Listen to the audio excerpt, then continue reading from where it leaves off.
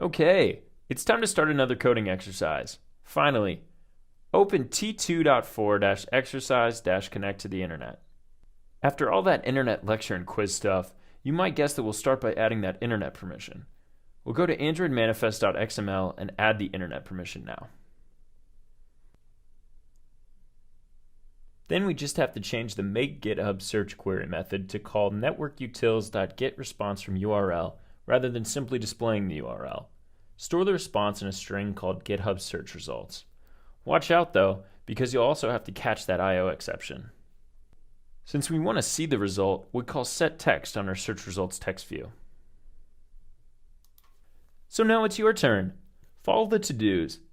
Add the internet permission to the Android manifest. Call getResponseFromURL in your make GitHub search query method. Set the results in the search results text view, and watch things crash. So, look in the Android Monitor logcat.